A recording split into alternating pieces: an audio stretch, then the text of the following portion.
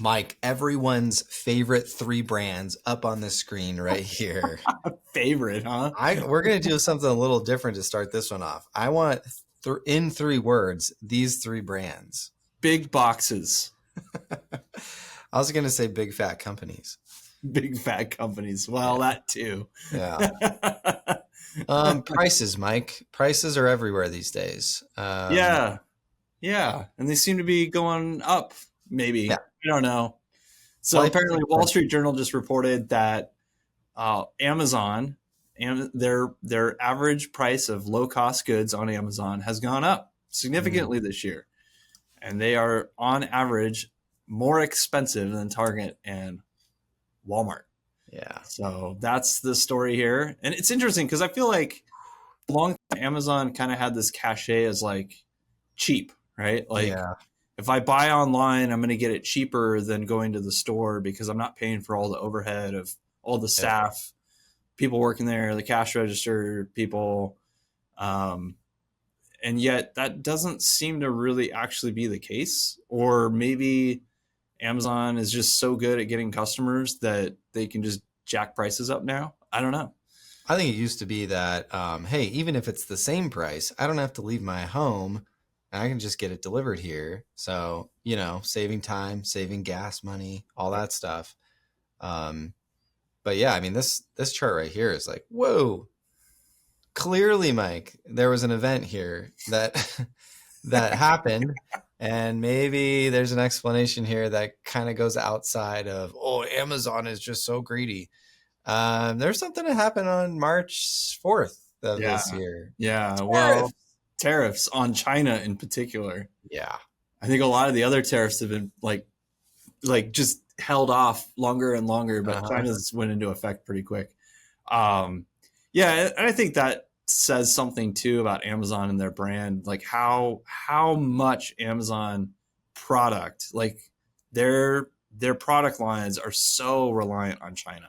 Yep. There's so many Chinese like resellers on there that it's funny. Like I go on there and I almost shop any category now, and I'm surprised when I find a brand I actually can say, and I just assume everyone else is a Chinese brand. Yeah. And it's kind of sad. Like I feel like many products that I would have seen on there like 5-8 years ago are gone. Like brands, I should say. Yep. And it's just a bunch of like no name brands now, all Chinese based. So not totally surprising then that Amazon's going to jack some prices up in order to cover the tariffs. Yep. You mentioned, Mike, before we started recording this, that kind of the story here was that Amazon said they were going to hold the line on prices. Obviously didn't. Target and Walmart, I mean, Target, you can see there, they've increased prices almost in the same vein of Amazon. Walmart was the one that kind of fought back, I think, the most, and really, I mean, tried to fight for their customers. But you can see that sharp decline there on March 4th, which was really interesting. And there's all kinds of political backstory there. But Amazon they're expensive now. It's almost like, it'll cross over to a different industry. It is not cheap to eat at McDonald's anymore, Mike. No, there's like hardly anywhere that I feel like has not kind of, and this is even before the tariffs, right? Like I feel like the last 3-4 years, anyone who could raise prices did. Mm-hmm. And some of that is probably legitimate. Like, costs have gone up in terms of resources, people, the raw materials to create things, the food costs, as like supply chains have been disrupted in a lot of different ways for different reasons across the world. But I also think there's been some like advantageous, like, if everyone else is raising their prices, I might as well too. Yeah. It's like, does it actually cost 3 times as much to make my bean burrito at Taco Bell as it does today than it did 3 years ago? I doubt it. Like, I really doubt that the ingredients in that thing have gone up that high. That feels like Taco Bell is just taking advantage, right? Yeah. And there's an element of like in a free market, if customers don't change their behavior, why not raise your prices, right? Yep. On the flip side, I'm like, the few brands I see that are like really sticking to their guns and saying, hey, we're going to hold the line on our prices, I think are actually probably doing really well right now. Mm-hmm. I think about every time I go to In-N-Out, that place is packed. The inside's packed. The drive-through is insane. It's the one place I feel like, yeah, they've raised their prices a little bit, but comparatively to every other fast food joint, nowhere near. Like, it's cheaper to eat there than McDonald's. It is. It absolutely is. And the food's better. Yeah. So and I think there's other categories. I'd be really curious to see how Walmart is doing. I'm curious, like, yes, their prices, you look at that chart on the screen. Yeah. It's like, yeah, they're going up, but man, relative to Target and Amazon, they're really holding the line as close as it seems like they can. Yeah. You look at that jump at Amazon there at the end. You look at Walmart just kind of like bumping along. Yeah. I am curious. I have a feeling like people are starting to change their behaviors and looking for cheaper options or options that are holding steady. And I'm curious, like, if you're a brand that's willing to like hold the line and you can find a way to do it, yeah, you're going to lose margin in the short term. You're not going to have those profit margins that your competitors might be grabbing from these things. But I also wonder if you're going to grab long-term customers. I think this was a point you made even before we got on the, started recording, but there's still a hard play here with Amazon, which is if you're competing with Amazon, you're not just competing on price, you're competing on selection quantity, like the variety of options that you have, and on these perks that they give you for being a member, right? Yeah. And until Target and Walmart solve that membership problem, I think they're always going to have a little bit of a disadvantage when it comes to the .com on the online side of things. What else do you think here, Sam? Well, I was going to ask you, Mike, because we talk a lot about differentiation when it comes to branding. And when you have, these are 3 massive brands, but when you're Amazon and you've built your brand on really other people's products, and I know Target and Walmart have done that too to some degree, but when you are creeping up and you're becoming the most expensive option with selling brands that really don't feel like real brands, what do you, just let me inside of your head a little bit here on like, what do you think the brand element here is with these, really Amazon just jumping into this, like I'm the most expensive option now. Yeah. I think the reality is like Amazon has for a long time not been the cheap option, and they've really shifted their brand away from that over the last like 10 years. And I think part of that is one, they realize that we don't have to, right? Yeah. Their margins, if you look at their business, their margins don't actually come from a lot of their .com sales. Their margins come from the Prime membership. They come from advertising that they run on their platforms, and they come from all of the digital services they sell to web developers. It's bizarre how like their business is not really fundamentally a .com store. It is the infrastructure that they've built behind that .com store that they then go rent out to other people. And for, Walmart, I think from a brand perspective, they've always been the like supposed low cost, brand, right? That's really what they've leaned on for, I think, pretty much since the beginning.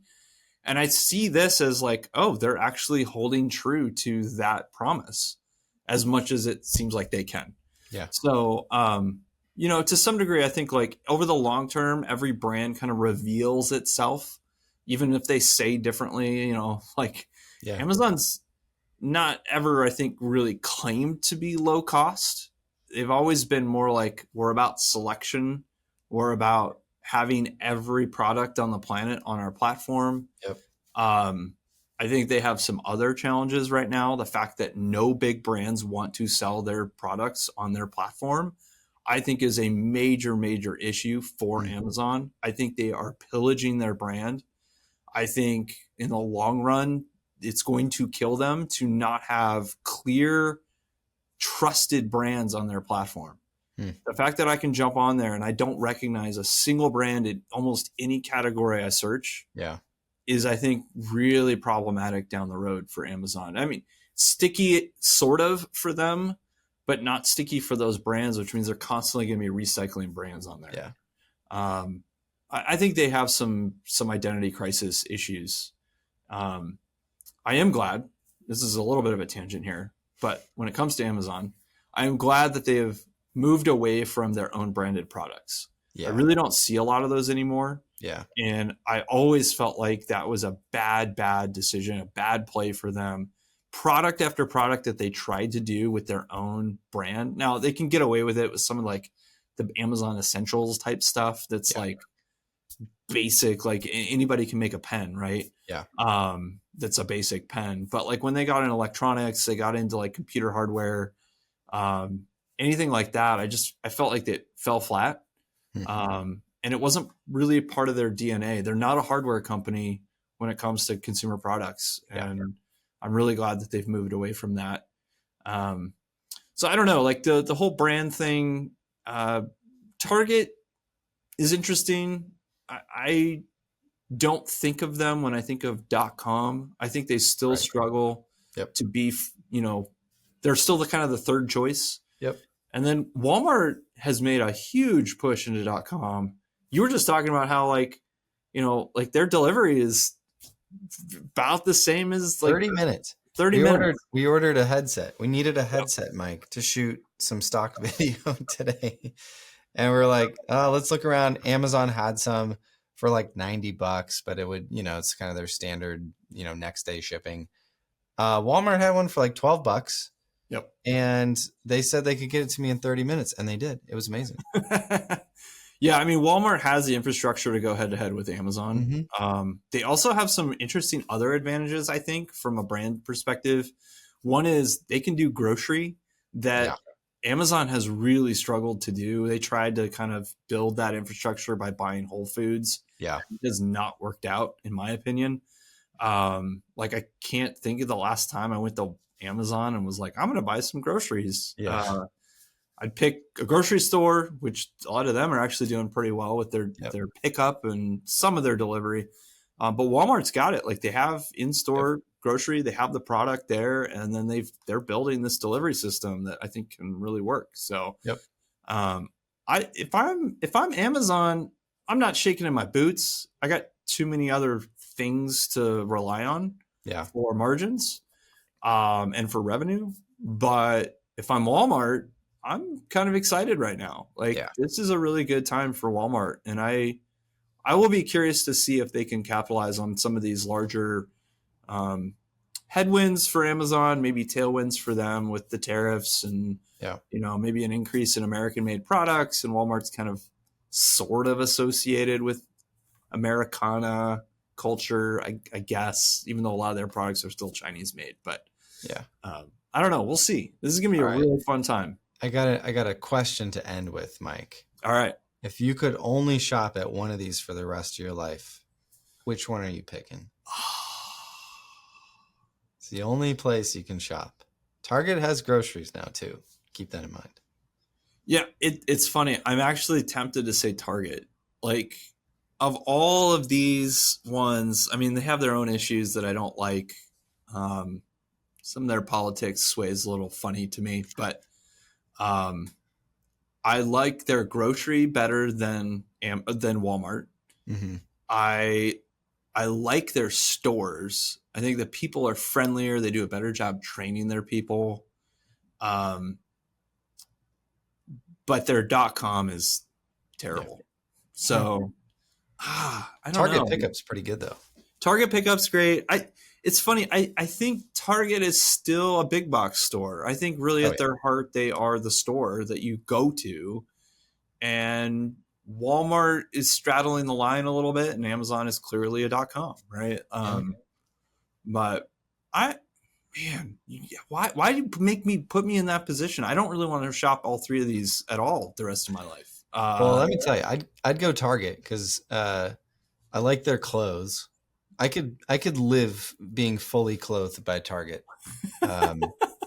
Most of my wardrobe comes from there. I like their, they got their home or their store brand food products are not bad, like the Archer Farm stuff. And, oh yeah. And you can return anything to Target, Mike. Anything. This is true. This is really true. Yeah. I here, I'll put it this way. Amazon is about accessibility. Like, can I choose from as many different options as I want? That is Amazon. So I'm going to boil these down to like one thing, each one. Walmart is about perceived low cost. Yeah. Right. I want lowest price for basic stuff. And Target is about great service. I really think they are the service brand of these three. Interesting. And I think if you're pitting the three of them to each other, that's kind of where they have their niches. If they would all lean into their niche, they all probably will do fine. Yeah.